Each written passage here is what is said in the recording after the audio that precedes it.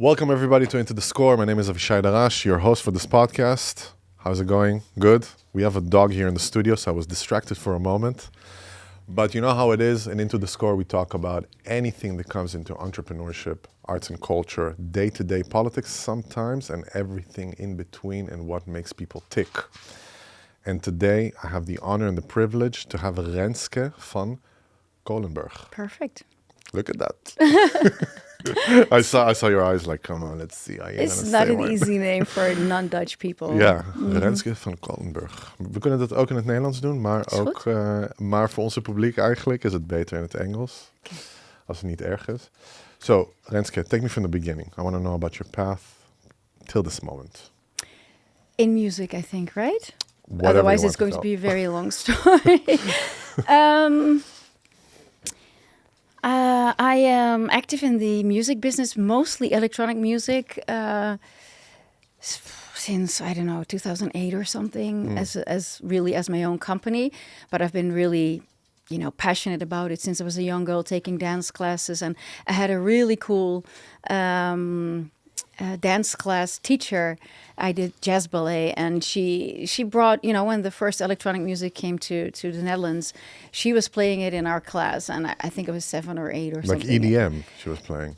Yeah. Well, wow. EDM is more like a genre right now, but it was like technotronic and Mars, pump up the volume and stuff like that. And I was hooked, and so as a professional, I started off as an interviewer. I did that worldwide, still do that basically, but it's not my full-time job right now. I do still moderate panels in different, countries around the world.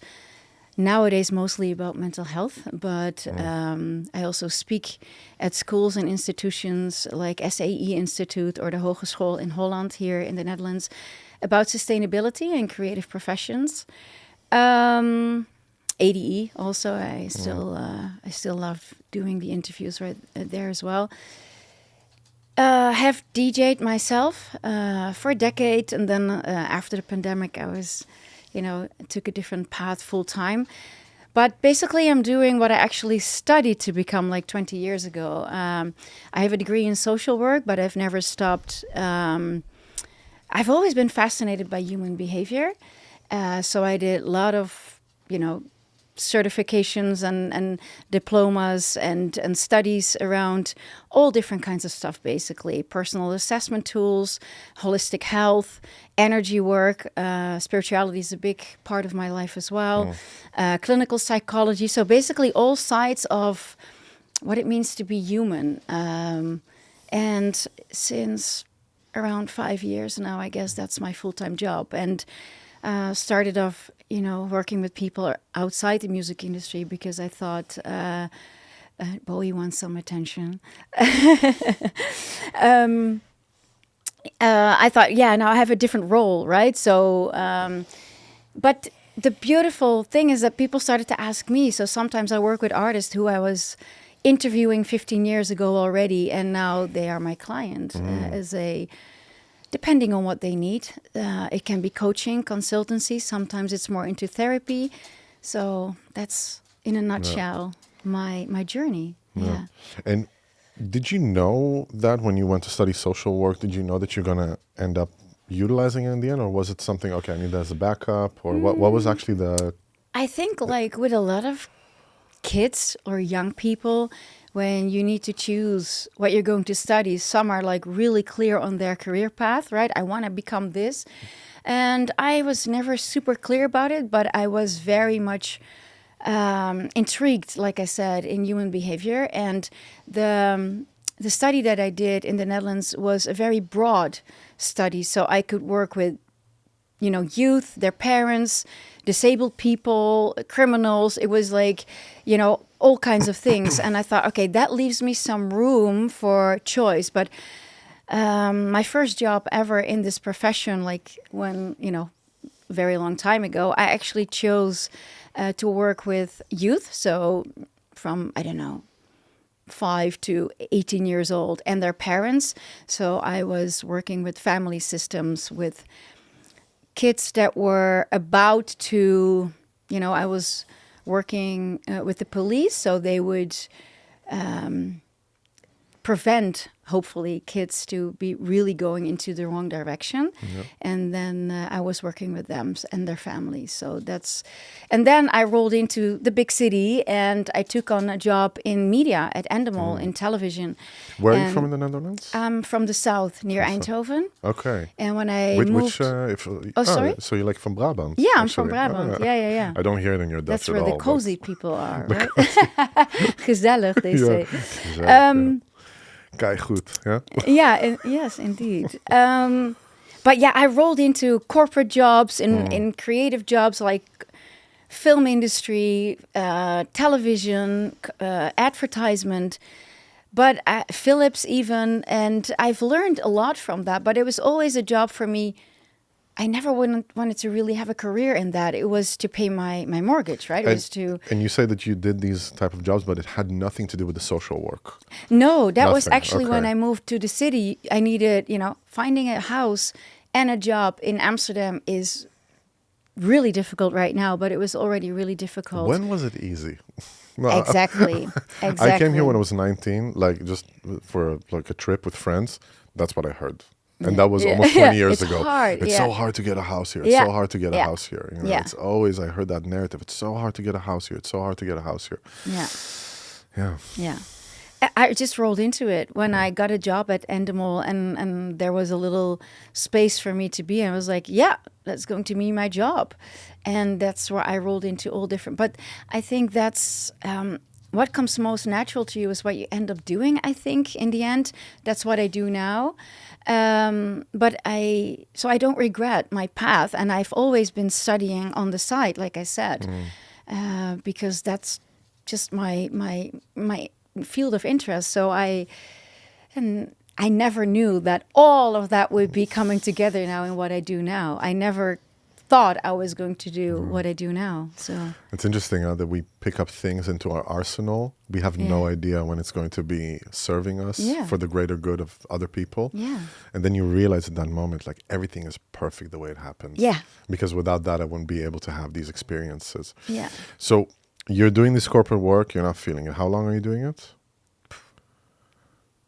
I have been doing that probably 2005 or 6. Until 2008, when you opened your company, basically. I was still on the side because when I opened my company, it was basically I was asked to do interviews for television with electronic music artists. And when the show didn't air because there was a lack of budget, I was like, oh, but I like doing this. It was so natural for me because I was passionate about the music and I knew so many of these artists already. I was like, oh, I can do this. And then within no time, I was doing this around the world. So I could never live from that, really. No. But no, for me, it was always, I needed always something on the side to being able to pay my bills. Yeah, absolutely. Like you said, to pay your mortgage and all that came on your plate.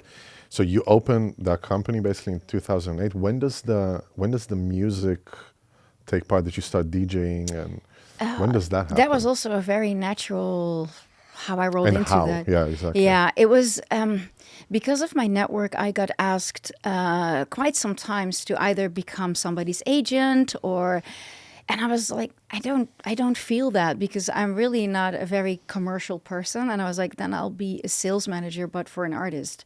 And I'm also not that tough. I think you need to be quite tough to be a good agent in this industry. Thick skin. Yeah, I knew that's not for me. I will lose my passion for it. But there was also a little club which doesn't exist anymore in Amsterdam that was trying to also do nights with DJs. And so one of them, who was helping the little club to host that night, they came to me like, can you help us with artists? And it happened before that, some festivals came to me like they thought I could get discounts from art. I was like, no, I'm not into the politics, but here I was like, oh, I can actually do some people a favor, right? Like there are some artists, this was not a club that had the budget to book the A-list artists. And I was like, oh, that could actually be, a win-win for both. And then they asked me, "Do you want to warm up for them?" Like probably a budget thing. Like, oh, maybe she. I was like, "Yeah, sure." That's so funny. And Wow.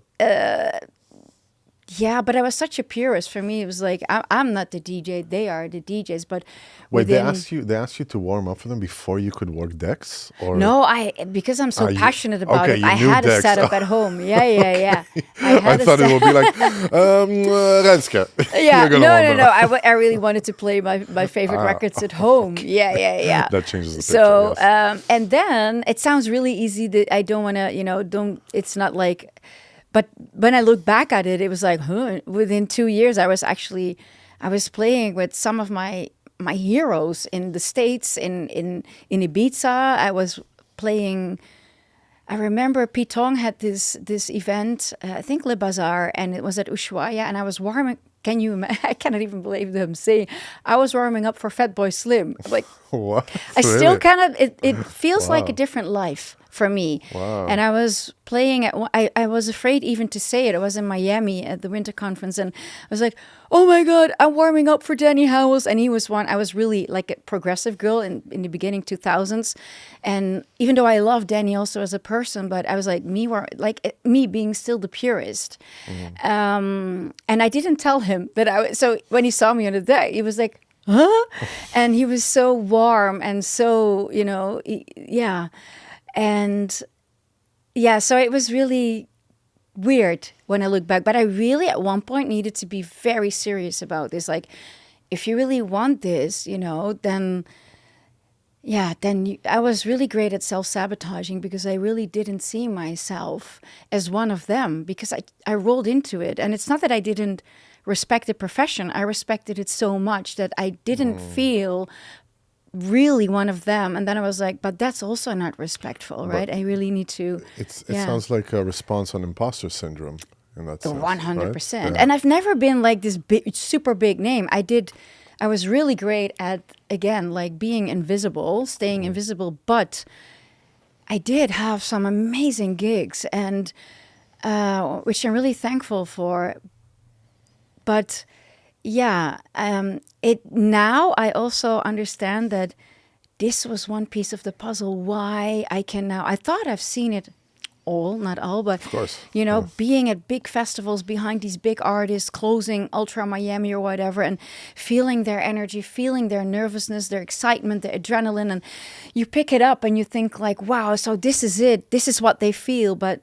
No, even though I've been not performing in front of 50,000 people, but for me, playing in front of 500 or 1,000 people was as scary as they, probably because they have grown into that, right? Absolutely. And I think that really comes, it's really a plus for me now working with the people that I work with because I understand what it is to travel alone, to have low fees and to make it in this, to put everything aside to do what you love. I understand that, and not to the level, obviously, as the people that are, these for 20 years at the top, right? But if I may add, it's not a comparison thing of someone achieved more. The fact that you know the reality, it's the it's a emotion game changer. behind it. It's a game changer. The fact that you know exactly.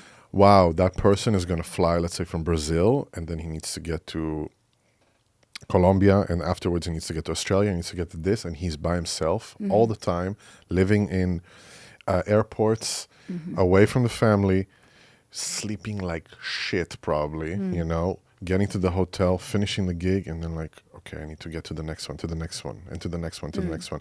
You can only know that through experience, through knowing it in your body. Yeah. Not by reading about it and talking just to other people, right? In that sense. Yeah. So that is the thing also that brought you into starting to treat artists? No. Or No, like I said, I never came up with this idea myself. I started speaking about this though, because when Tim passed away, Avicii, and of course many are struggling, but that was a huge eye-opener for many of us. And I noticed that also as an interviewer, I always wanted to, like I said, I'm repeating myself here, but it's more like, I was always intrigued in more spiritual side and the deeper meanings be what it is to be a human being, instead of just asking people for, oh, when is your next gig? What is your next release? I didn't like doing those interviews basically. But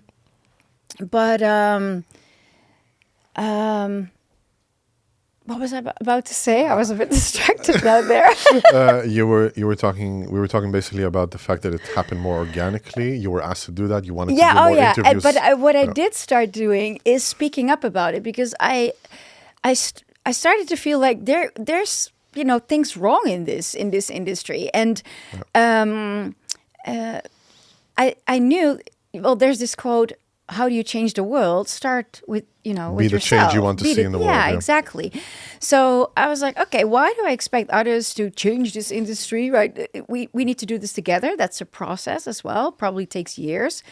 And I thought I have a responsibility too, because I have a mic in my hand quite often as an interviewer, presenter, moderator. And then I thought, okay, then I'll take my responsibility. I'll speak up about this. And that's, when I started and being invited in hosting panels at conferences, or asked for in to speak for students, or sometimes even for people outside the music industry, but with high performance professionals, that are also dealing, because we're all human beings, right? We're all facing challenges, the same challenges. So that's what I did. And so, yeah, that's something I've been doing for also, 7 years now. 7 years. Yeah, but that's, I never thought there was not a day when I sat at my desk, oh, now I'm becoming a support system for artists. That just happened when they invited me to be their guide. And probably because many of my first clients, and still up to this day, were people that I knew already for a long time. And now obviously people, sometimes I have introduction calls popping up in my calendar. I'm like, oh, interesting, who's this? And then, but yeah, my very first clients were people that knew that what I was doing outside the industry, and said, well, I'm not feeling well. Can I please talk with you? So that's basically how it happened. Yeah. What is a lot of the common denominators that you're seeing with mental health issues with electronic artists, with touring DJs? Pressure. vulnerability, because even though they have a great team, not, they're still, sometimes I ask them like, oh, I know your team, for years, and why didn't you open up to them, or don't you feel comfortable around them? They're like, oh, I love them. But it's me they rely on for their income. I don't want to show my vulnerability. So it's just basically being a safe space for somebody, and then also understanding what they're going through. They're not, when they explain to me in 2 sentences what's happening in their professional life, I get it, right? It's not that, oh, okay, she doesn't get it, and we spent half a session on them trying to explain what that does to them, from the inside. So, yeah. And are there any actually safe places for them to experience it, or do they have to create it themselves? I feel that it's a two-way street, basically. I mean, artists are human beings, and they need to also take their own responsibility. They're not children, right? We, all of us, have our own responsibility for self-care and for healing and for growing and becoming more aware. And but that's where also the friction is when we're traumatized. Not everyone that I work with is super traumatized, but just let's talk about, if you're what you don't want is, when you're quite comfortable, let me just look at my biggest trauma. And no, that's what we're trying to do not. Yeah. We have coping mechanisms. And that's what I do see a lot when people come, speak with me. Probably any therapist or coach would say this, is they come with me for, a topic or a reason, or why, I'm not feeling well, or something is, not really aligned.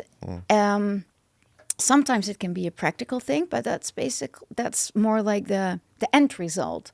And the deeper layers are what caused this to, to create this in your life. Yeah, absolutely. But yeah, including me, I've been on this path of healing and self-growth and becoming more aware, and for over 20 years now. Otherwise, I couldn't even do my job, right? If I wouldn't do that myself, I wouldn't trust a person, with my mental health or health when they're not taking care of themselves either. And that happens quite often, actually, with people that practice their transition through patience, and that could be very, very damaging. You understand what I mean? Yeah, you also you always have to be aware of that. Yeah, the narcissism behind it, and like the just using.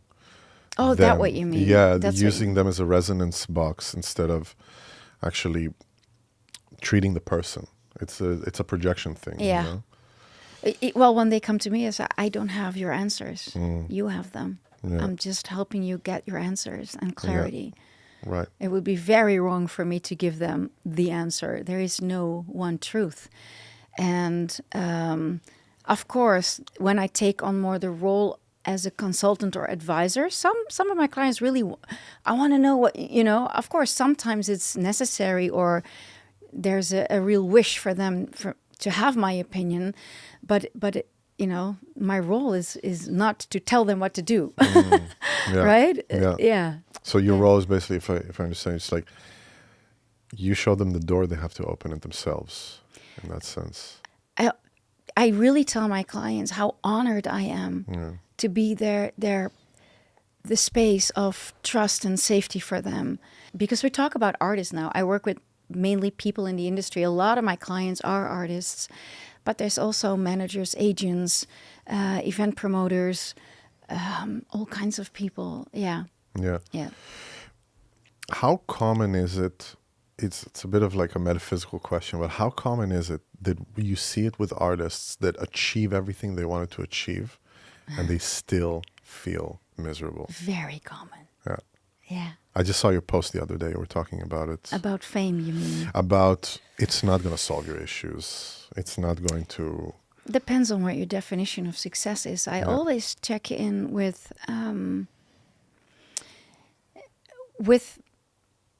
my client. I don't even like the word client. What the person that I work with is like, what's your definition of success? And I love them to be honest. Some of them really are like, oh, I want to make it financially. I'm not there yet. And I want to do this and this. And I'm like, okay, then this is where they are right now. There's no judgment from me whatsoever. I'm like, okay. I do tell them when you work with me, we're also going to work on a foundational, the deeper layers of what it means to get that. And when you achieve that, how you are feeling and how you are showing up as a person, first and foremost to yourself, so you can actually stay sustainable.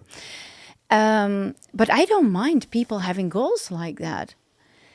In the end, most of them want that if you speak with an upcoming artist. But I do tell them when you're at the level of an A-list, a top level artist, they still have those wishes and dreams. It never ends because they compare themselves to, if you have 1 million followers, and this is not me saying that, this is my own clients telling me, I look at the people with 3 million followers, right? And the people with not maybe 75,000 euros for a fee, but 150, or is he or she playing at that stage and I'm not? Or who's taking the residency for that club in Ibiza? Or even though they like each other, it's not that they, It's the status. It's right? It's more like the validation. It's not that they don't, that there is the competitiveness towards I don't like you, but it's more like if you... there's so much validation and recognition when it comes to the more famous you get, right? And losing that, it's, wow, devastating. Yeah. That's tough. Yeah, I can imagine. So there's an immense pressure on them. Yeah. Because basically there are a few phases in that sense. What you're saying, the phase of climbing up, climbing that ladder, and then reaching the top and keeping it there. Yeah. And then doing everything you need to do to keep it, whether it's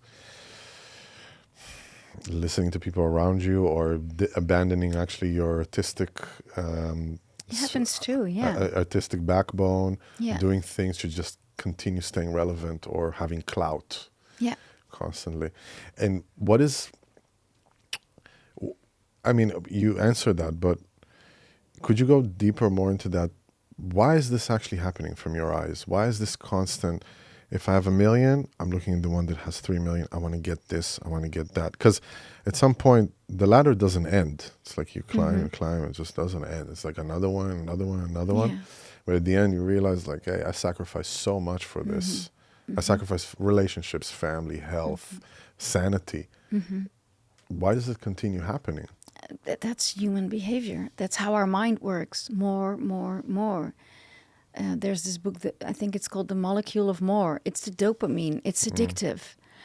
And that's why the work that I do is mostly not that I do, that we do together.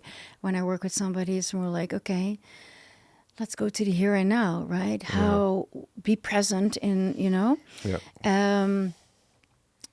But I also don't judge, for example, upcoming artists that are actually catching the flow and they become more like, oh, more gigs, more everything, more money, more girls or boys, more whatever, there's more of everything. Yeah.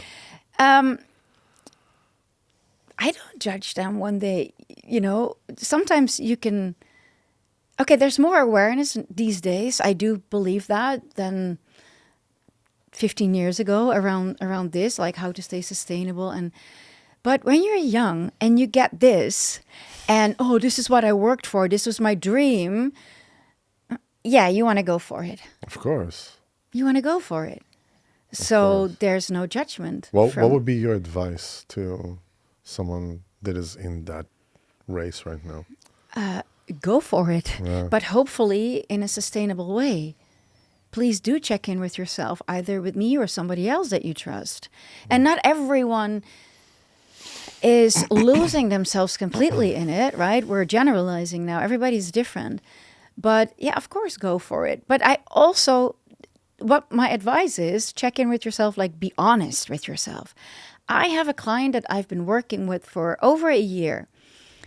Really great, talented woman, like in her 30s. And she was, man, I love her to death. It's like but she actually decided, like, it's not for me. In the end, and I'm like, that's, wow. I was just about to ask you about That's it. a very strong decision. She's so much happier right now. She will never give up music because she's very talented. She also, really studied to become a musician and everything. She's, but the career she thought she wanted is not for her. And how strong is that, And that's, the more honest we are to ourselves, the happier we are. Yeah. Yeah. And her relationship with music probably changed, became more loving back instead of this. Exactly. Yeah. Like, I need to, and this, and it stops being about the music. It becomes about the shell. Yeah. Right? Yeah. She's not made for it. It's not her path. Let's put it like that. Yeah. I believe when I look back at my own, when I was being an artist, and I think it's a blessing in disguise that the pandemic came, and I really had a momentum going on, and I was like, but looking back at it, I'm like, wow, am I actually made for that profession?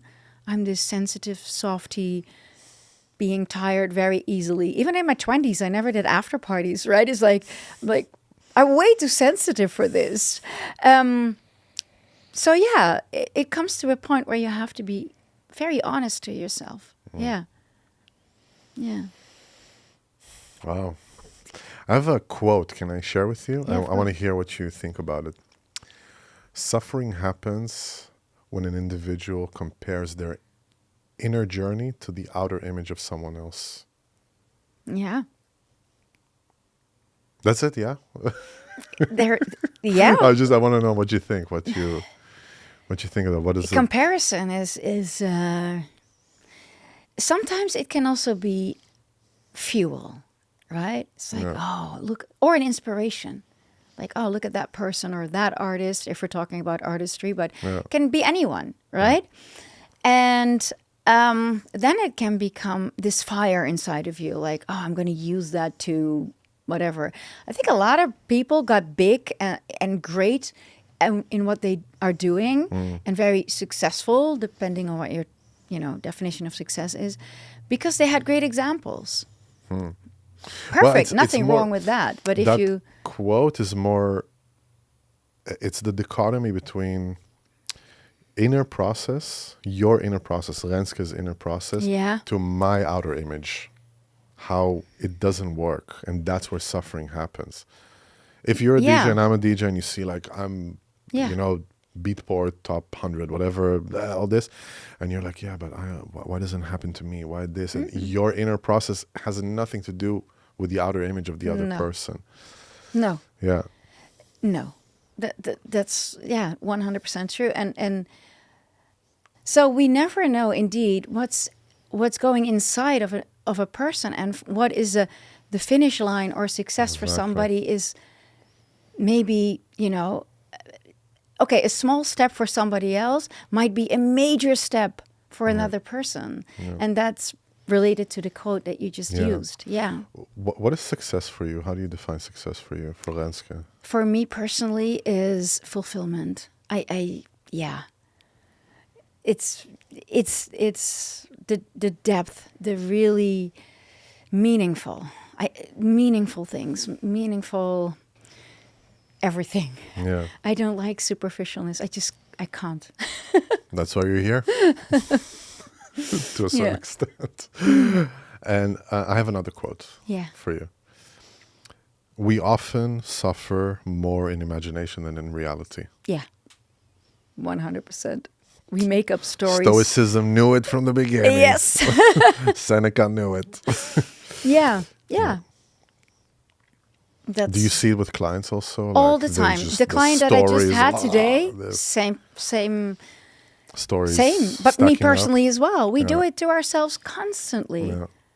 We're telling ourselves stories. We make up stories. It's the mind, the ego, but it's becoming aware of it. That we cannot cancel it out. That is an illusion.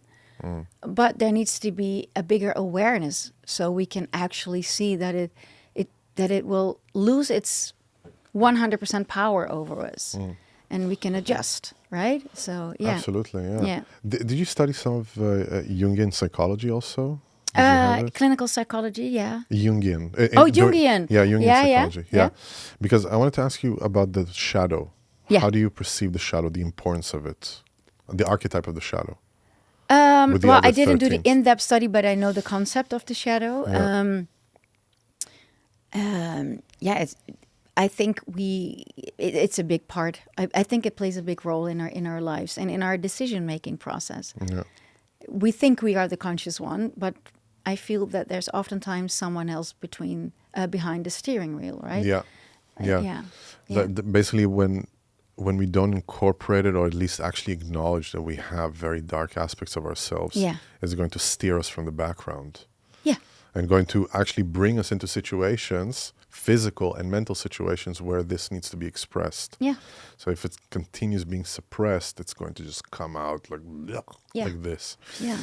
And do you sometimes see it also with clients that they're avoiding that in themselves, the shadow they're avoiding, and you're trying to kind of steer them into that direction? I think we all kind of do, but what I also notice is if somebody doesn't know me yet, and first I always do a free intake, right? Like, are we the right match for you? Do you feel comfortable enough with me? It definitely, if we don't embrace that part of us as well, then it will kind of take control over you. Yeah, absolutely. Because it's so evasive also. Yeah. We were just talking about it in the podcast before. There's a part of ourselves that no one can see. No one. Yeah. And I think that's a true self. For me, that's a true self. When I don't need to put on like, when it's just me behind closed doors, then the true self comes out, and then you see the qualities. At least I see my qualities of thought, qualities of character, how I perceive things. That's why I think also spending time in solitude is extremely important. Yeah. invited solitude, not confined solitude, not be in it because you have to. Yeah. And do you, what are the things that you discuss, like themes that you discuss with your people that you work with? You can say clients. It's about to come. People, I want to say people that you work, the clients that you work with. Yes. Look, it's a combination. The clients that you work with. What is the thing that you speak to them about dealing with loneliness, for instance? Because I can imagine being on the road constantly. Yeah. Everybody's like, "Hey, what's up?" This, but it's like no one sees you. Yeah. Right? They see Yeah. you as product Yeah. to sell. Come on. Yeah. It's not always that black and white, because obviously some people work with amazing teams, or when you are traveling solo, you can still feel happy on the road. You can still feel a connection with the promoter that you like, or it depends. And some people travel and I know people that call, artists that call their mother every day. They have a really great connection with them, and they're super happy, they're content. So it's not always drama, right? But when I'm invited to have conversations, obviously it's mostly about the challenges that they face. And we're all wired differently as human beings as well, because I work with people that are that spending time on their own, by themselves, in solitude, is a punishment. They always want to be surrounded. And sometimes I'm like, okay, what's the distraction about, right? What are you not trying to... and I encourage them to spend time alone. Like sit with yourself and really not then being on a phone or even... Oh, yeah, but I do mindfulness meditations, guided meditation. Yeah, you're still distracting your mind. I do sports a lot. Yeah, you're still distracting yourself, right? Me too. We're all guilty of distracting ourselves constantly. And others like to be alone a lot, right? So we're all, I think, also wired differently. But yeah, solitude, no. Feeling lonely on the road is definitely a thing. Yeah. And even the artists that travel with teams, as the reason I mentioned before, sometimes it's like, I am still the one that is, making sure the income, the salary of everybody is coming in every month.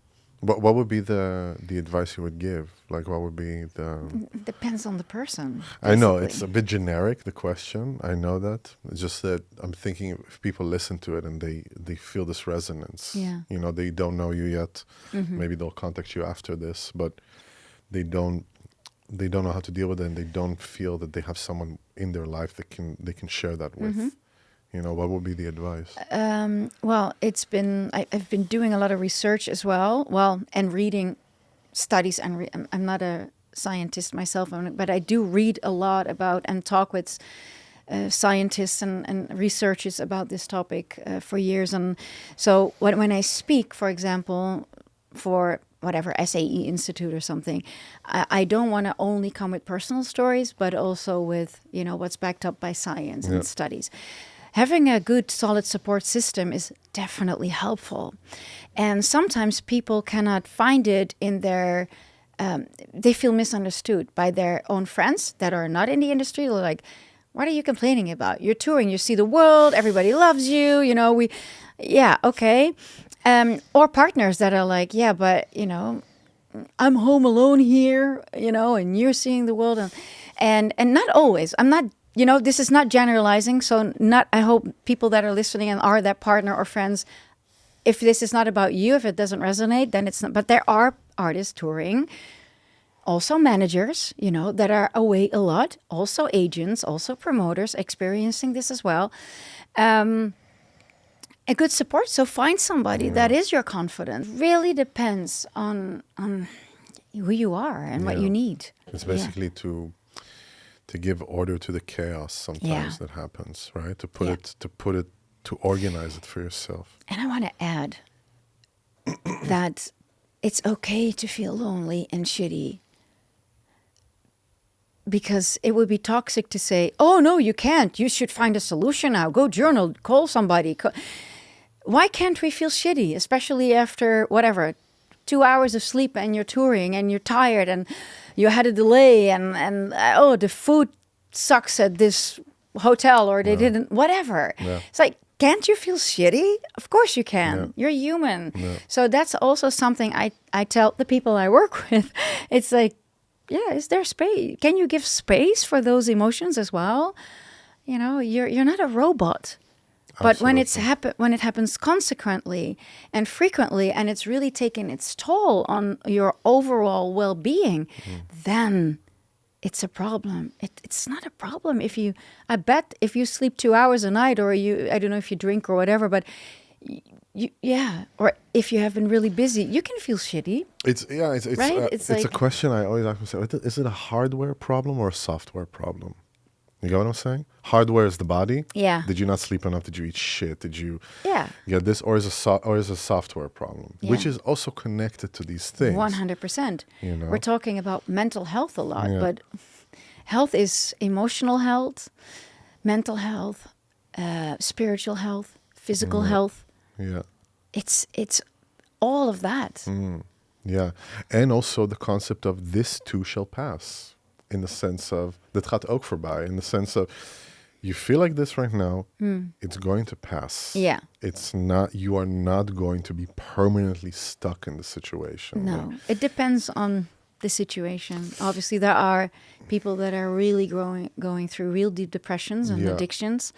And then it's, you know, I love how this too shall pass. We'll be like, there needs to be some action as well, right? It's like, I love how I'm trying to make it generic, and Renske is just like, no. Sorry for that. No, listen, stop generalizing. Yeah. It's good. Sometimes examples of people I work with are obviously popping up in my mind. I'm like, yeah, it's not...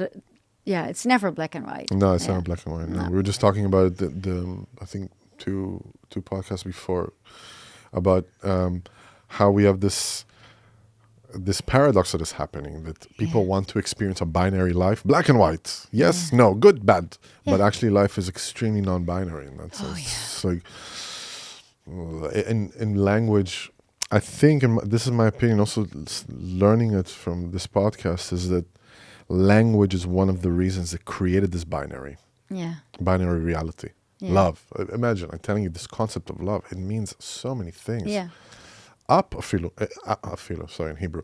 Up means up, but it can mean so many other things. And the language just kind of like snared it into this binary reality, while our reality is completely non-binary. So thanks for, kicking my ass. Did I? I'm trying to give you generic stuff, you know. People are bad. No, not everybody's bad. It's like Well, even with the part of the authentic self the true self shows up when we're alone. Yeah, but even still, through practice. Yeah. Through practice. I just not long ago I sent my one of the people I work with a picture of a prism. You were about to say clients. A prism, right? It's like this. It's like it's basically the one that said the DJing part. What I tried to, not for me. That's I don't know what I was thinking, or I don't know what she said. Something like, and I was like, no. Embrace that part as well. You are all the colors of the rainbow. Oh, that sounds so whooshy, but it's more like this. If we're talking light, like white, and you put it through a prism, there's all these colors, and that's all of you, all these aspects, right? And so which part of the authentic self is showing up at this time? That's basically what I'm saying. It's like it's all of it. Yeah. All of it. I like that. Yeah, and then, of course, with our consciousness also, it gives, it's in moderation. It's on everything, You can't just sit with someone, just, this is who I am. It takes a long time, also, especially with the people that you work with or your clients, it's basically, this is going to be a theme now. Yeah. The clients that I work with, the people that are, anyway, so, and did you actually give advice to some people of quitting Did you say like this is destroying you? And No, I no, never, you never. I never take the responsibility for a decision like that. I really want them to come up with their own answers. And what is the driving force behind you that continues doing that? The fascination. Do you know what it is? Or? I think it comes quite natural to me.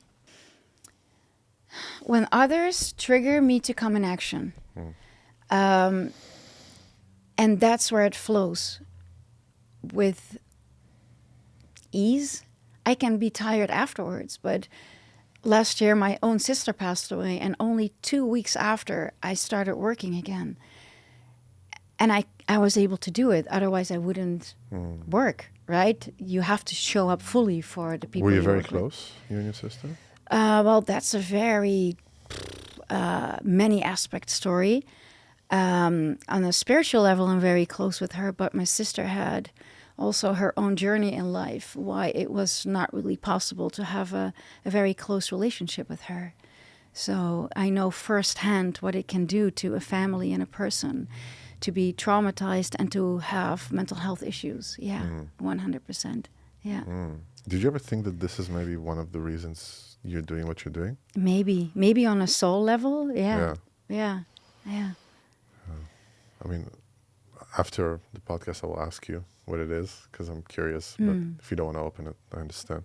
I think one day I will definitely open up. A lot of people know about my Publicly, sister, I mean. and yeah. Yeah, let me check in if that's the right. Maybe I'll come back. Probably We're it gonna will do more be. for sure. We're gonna Yeah, do more. I think it's episodes, too early now. Yeah, we were even talking about ADE to do like a series of just to have people, you know, because I just, for me at least, and also for Joao, what we're so fascinated, it's not like, hey, come and promote your book or whatever. It's, I want to know who you are. Yeah. You know, what drives you? Why are you doing what you're doing? That's, for us, it's more interesting. You know, it's more, because that's the thing that sparked the metaphor that created the business that is Renske and all the people. And But before that, there's the source, the essence of yourself, you know, that kind of created all of this. And do you see yourself coming back to making music also, or?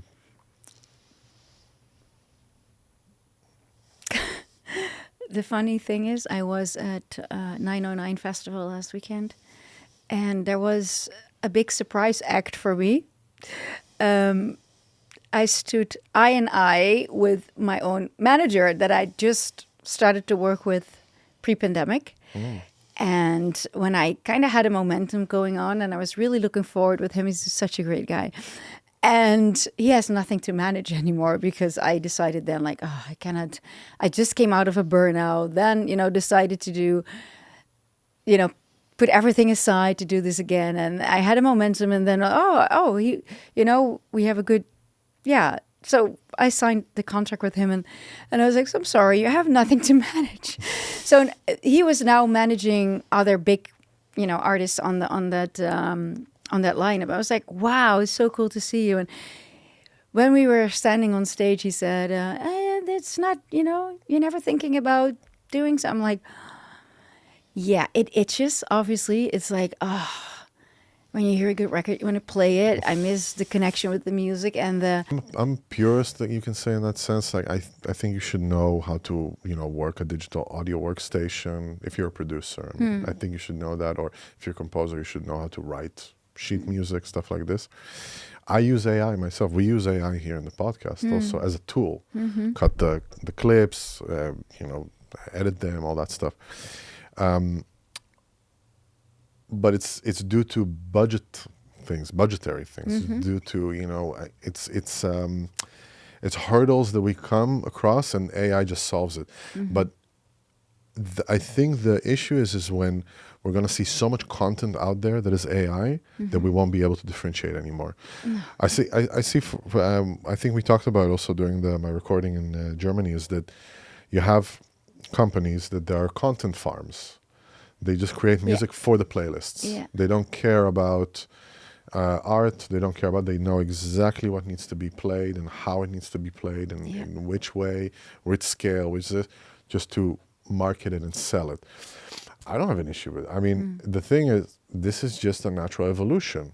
of what is happening with the market. There's no, we're not going to go and riot in the streets now, Yeah. Revolt against AI or revolt against these type of things. So going back to ghost producers and going back to all that stuff, it's a natural evolution that happens. Yeah. I still think that these people should get their recognition, their name at least, or something. Yeah, but I think there's so. always people. There are also artists out there that are putting records out there which are produced or co-produced, and I would think it's normal to put the name of that person Absolutely. also. But Absolutely.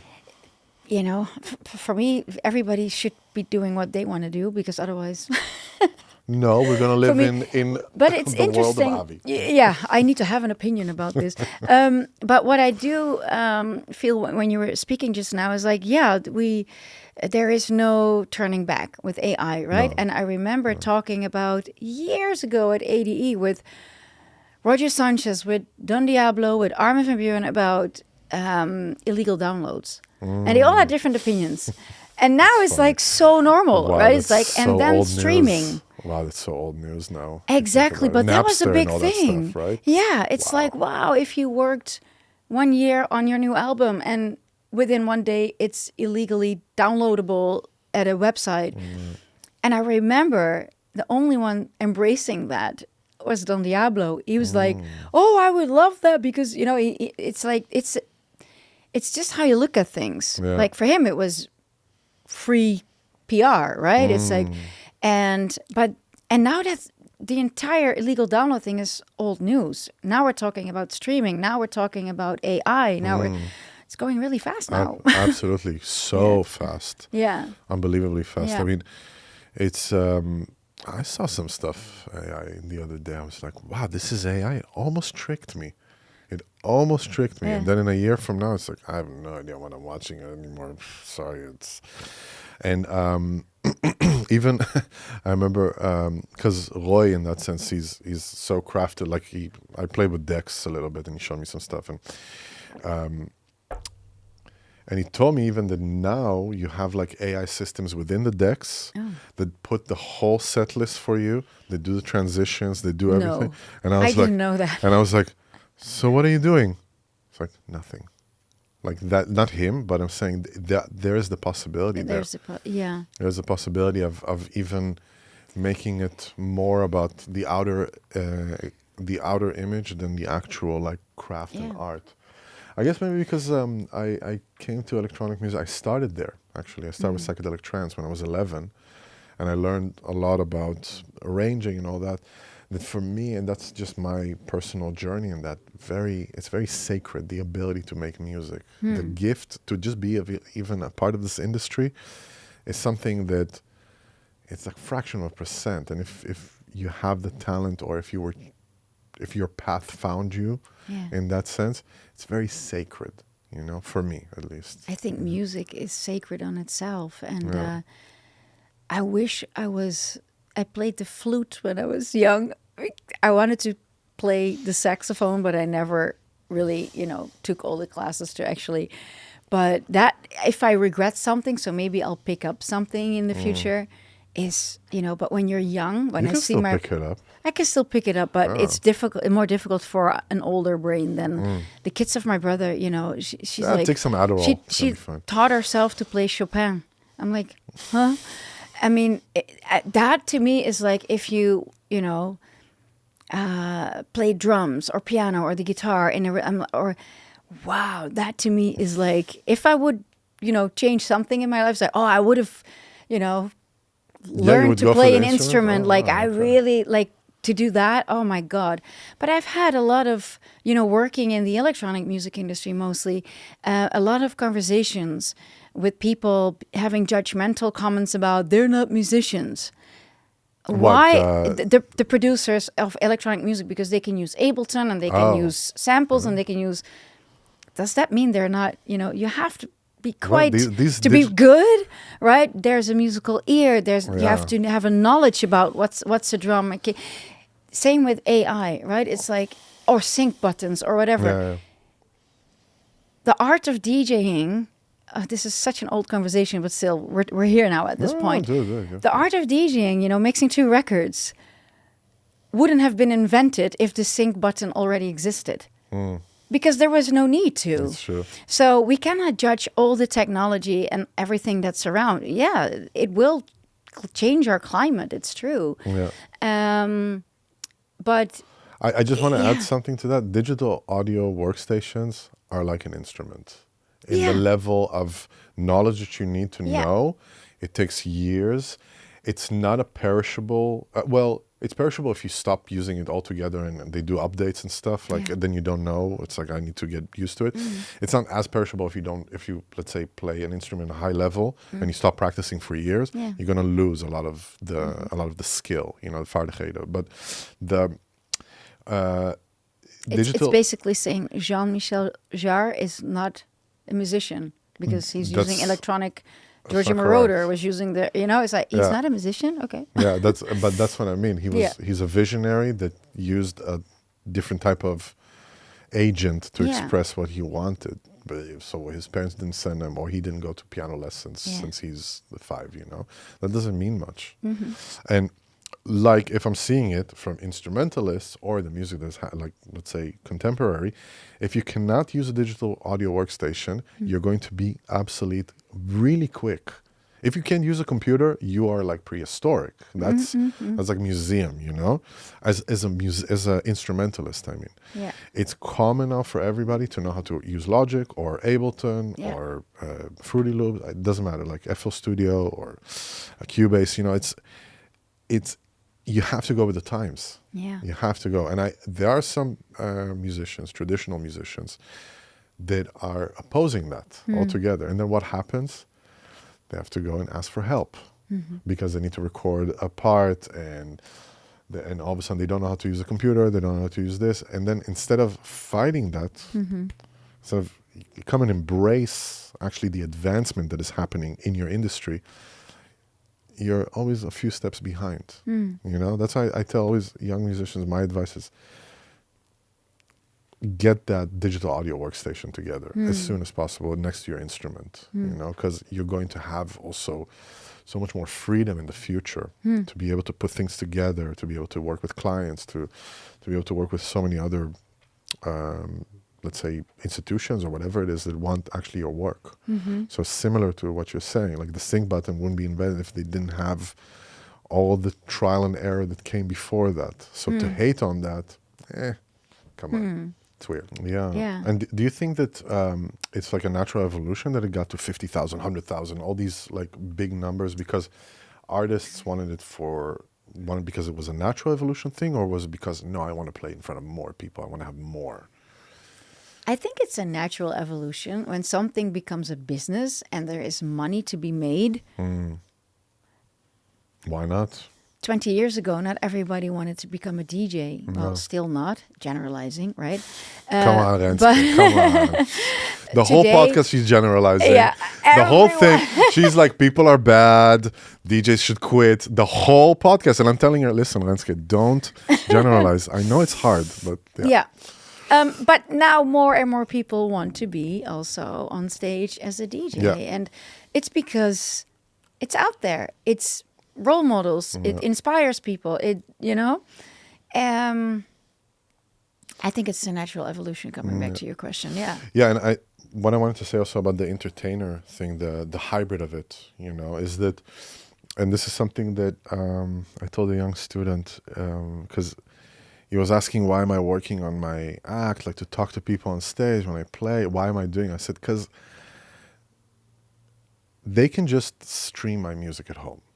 They can just put it on like, speakers and just hear the music in the best version possible, actually, because it's studio, it's edited, it's mixed, all that stuff. When they come to a show, it's the experience that they're getting. Otherwise, they just sit at home and they'll just stream the music. What I mean also with experience is that they're coming to see the artist for the first time after they listen to their music for so long, and they want to see the person. They want to see that you're having fun because they made time for it. They got a babysitter maybe. They made a whole apparatus. I'm talking about the public. They made a whole apparatus around it to be able to come and see you for a few hours. Give them what they want. be there for them, you know. It's that's again, I'm going back to the same point. It's a special thing to be able to do that for a living, you know. Yeah. It's almost like it's a responsibility that you have. Yeah. I believe, you know, it's a responsibility to give back to people, to create this. A friend of mine said it. These pieces of enlightenment, the strips of enlightenment, the music. You know, you give it to someone, you can change their day completely. That's also what I really liked about just seeing Roy, how he built the audience around him, is that people really love him and the music that he's making. And he really helped people, you know, wow, your music is so good. I was going through a hard time and then this. And I'm like, yes, this is why we do what we do. Yeah. You know? That's it. But be intentional when you go on stage. Yeah. Not just do a gig or a performance. Take 1 second to... I'm not sure, I didn't ask Carrie, but last weekend when Carrie Chandler started, just before he got on, he was already on stage, and the artist before was playing her last track, and I saw him like kind of praying against the speaker. Like, I think he really did have a little, and some do breathing techniques, but why just step on stage, right? Yeah. Why just take 1 second to be very intentional about what you're going to do there, right? It's I like that moment in the dressing room just before we're about to go on stage with the band. And we just stand there and we hug each other. And I just tell them, whatever happens tonight, don't fuck up. No. You're always fucking up. No, it's like, whatever happens tonight, whoever fucks up gets fired. No. Yeah. No, what we do for real is we just stand there and I just say, again, like what a privilege it is to be able to be of service to the people that came and bought a ticket. You know? I do the same. Huh? It's not, I'm not on stage. I'm in a very close environment, right? Very intimate, one-on-one work. Yeah. But before I see the person I work with, Your client, yeah. I really take that. I'm really intentional. Like, I really want to show up the best I can for that person and not have. And I really wish that, you know, that person, the whatever awareness, whatever he or she needs at that moment, everything is energy. Everything is intentional. So energy follows your intention. Yeah. So it sounds very woo-woo and out there, but it's science, basically. So the more intentional and aware we get in our daily lives, wow, the world would probably already be a little bit different. Absolutely. Yeah. I have one last quote that I wanted to ask you what you think of. Psychology is the science of action. Psychology is the Science of science action. of action. Of action only. It's a good quote. I have to ponder about this one because I think it's not just action. Psychology. Can you repeat it? Psychology is the science of action. I think it's part of it. Yeah. Okay. Yeah. I like this quote stuff. I should just throw it to guests, you know? It's like easy. Just do quotes the entire podcast. You have something to talk about with everyone. Yeah. One small step for man. It's Renske, I want to thank you. It's been great having you here. I think we're speaking for an hour and 25 minutes or something like that. 1 hour and 20 minutes. Hour and 20 minutes. It's been a pleasure. I learned a lot, really. Thank you for the invitation, and I'm curious about what you learned. What I learned, Yeah. not to generalize, that clients can be people that you work with. Yes. Good. And about you, what I learned is that you're very devoted to what you're doing, but you have also a very silly side that you don't show everybody. Yeah, when it's the right timing. Yeah. Yeah, I do. Yeah, of course. Shouldn't always be serious, right? I was trying to break you a few times like this. You know, this it worked Get a out bit. a little bit. Get a Yeah. little bit. Yeah, it's going to happen. No worries. It's going to happen. Again, Renske, thank you so much. Is there something you would like to plug, say, tell the camera here? No, I don't. I be kind. That's something I really mean from the bottom of my heart. If everybody practices kindness, a little tiny act of kindness can save somebody's day. I've seen that real life story in my field of work. It literally has saved lives. So be kind. Everybody, thank you so much for joining to this podcast. As you heard it from her, the queen herself, be kind. You know, I'm looking at you. Yes, you, be kind. And did you know that 95% of you are not subscribed? 95. That's at least another 10 people. At least. So, what's going on? Again, like, subscribe, follow us. We have a bunch of content and very interesting people and into the score. And you know how it is. I love you. Joao, I love you too. Thank you so much, Renske, again. Thank you for having me today. And we're going to see And you Bowie. at the gig. And Bowie. Hey, Yeah. Bowie. And we're going to see you at the gig.